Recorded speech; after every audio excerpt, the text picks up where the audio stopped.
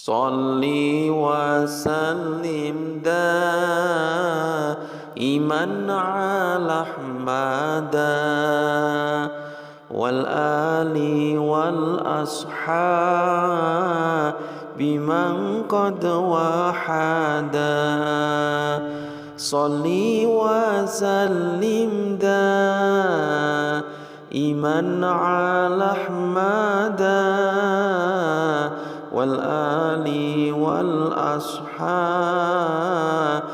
man qad wahada.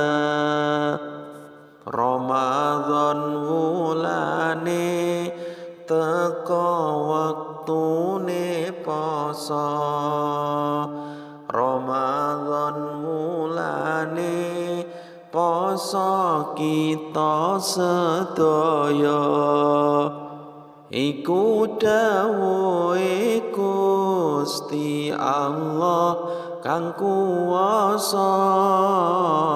Iku dawuhe Gusti Allah kang kuwasa. Ramadan wektune do saur saben dina. Sedurunge salat subuh jo ditinggalno.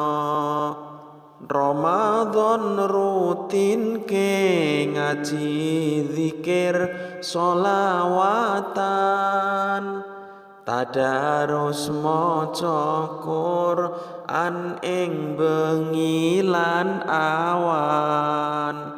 Tadarus maca Quran ing bengi lan awan.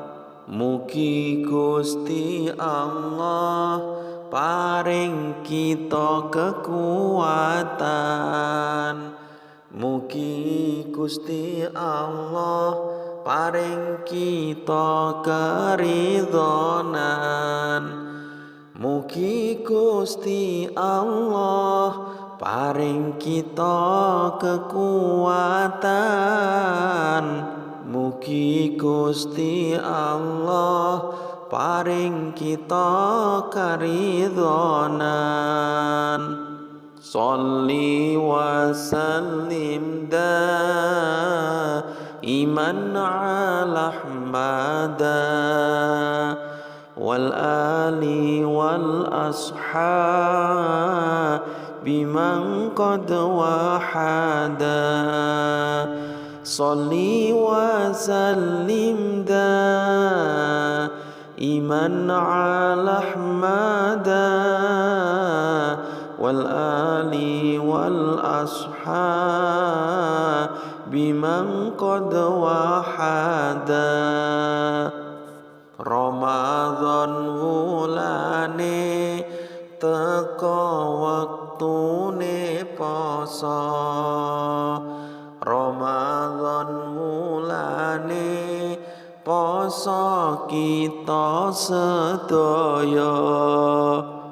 Iku dawuhe Gusti Allah kang kuwasa. Iku dawuhe Gusti Allah kang kuwasa.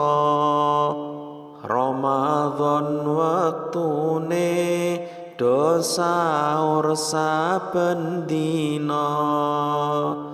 Sedurunge salat subuh jo ditinggalno. Ramadan rutin ke ngaji zikir sholawatan. Tadarus maca Quran ing bengi lan awan. Tadarus maca Quran ing bengi lan awan. Mugi Gusti Allah paring kita kekuatan. Mugi Gusti Allah paring kita keridhonan. Mugi Gusti Allah paring kita kekuatan.